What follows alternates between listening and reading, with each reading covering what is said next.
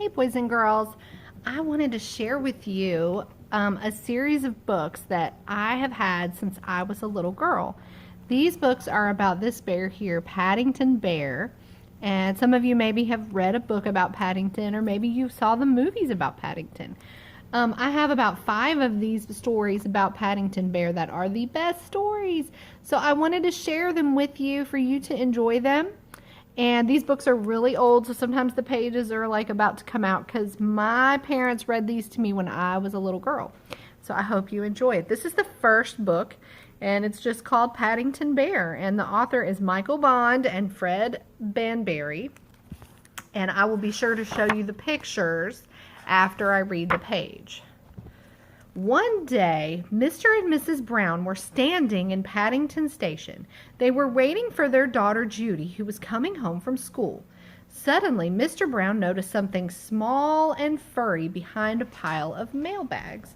"Look over there," he said to Mrs. Brown. "I'm sure I saw a bear."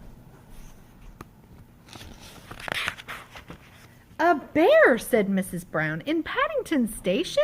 Don't be silly, Henry. There can't be." But there was. It had a funny kind of hat, and it was sitting all by itself on an old suitcase near the Lost Property Office.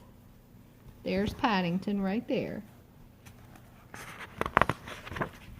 As they drew near, the bear stood up and politely raised his hat. "Good afternoon," it said in a small, clear voice. "Can I help you?" "We were wondering if we could help you," said Mrs. Brown. "Wherever have you come from?" The bear looked round carefully before replying. "Darkest Peru. I stowed away and I lived on marmalade." Mrs. Brown spied a label around the bear's neck. It said simply, "Please look after this bear. Thank you, Aunt Lucy." "Henry," she exclaimed, "we shall have to take him home with us." "But we don't even know his name," began Mr. Brown.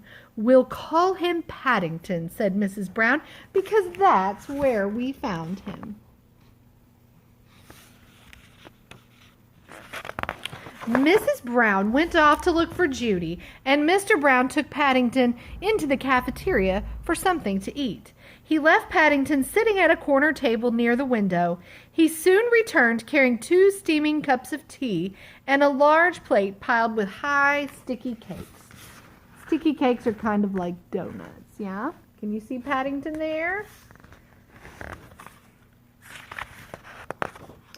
After his long journey, Paddington felt so hungry and thirsty, he didn't know which to do first, eat or drink.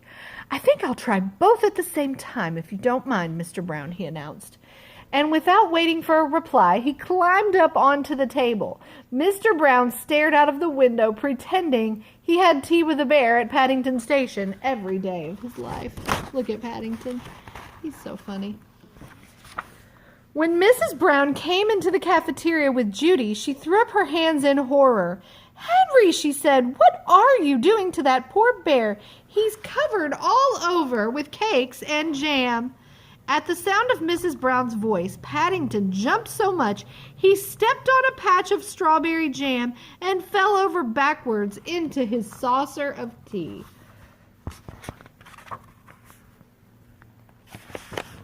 "I think we'd better go before anything else happens," said Mr. Brown, and he quickly led the way out of the cafeteria. Judy took Paddington's paw and squeezed it. "Come along," she said. "We'll take you home in a taxi. Then you can have a nice hot bath and meet my brother Jonathan." Paddington had never been in a taxi before. He found it very exciting, and he stood on a little tie-up seat behind the driver so that he could wave to the people in the street. Soon they pulled up outside a large house with a green front door. When they were indoors, Judy took Paddington up to his room to unpack. "I haven't got very much," said Paddington, "only some marmalade and my scrapbook and a sort of South American penny." He held up a photograph. "That's my Aunt Lucy. She had it taken just before she went to the home for retired bears." Next, Judy showed Paddington to the bathroom. As soon as he was on his own, he turned on the taps and then climbed onto a stool in order to look out of the window. And you see him there? Then he tried writing his name on the steamy glass with his paw. It took him a rather long time, and when he looked round, he found, to his surprise, that the bath was so full of water, it was starting to run over the side. He closed his eyes, and holding his nose with one paw, he jumped in. The water was hot, soapy, and very deep, and to his horror, he found he couldn't get out. He couldn't even turn the taps off. Look, there's Paddington. Don't ever let your tub get that full, right?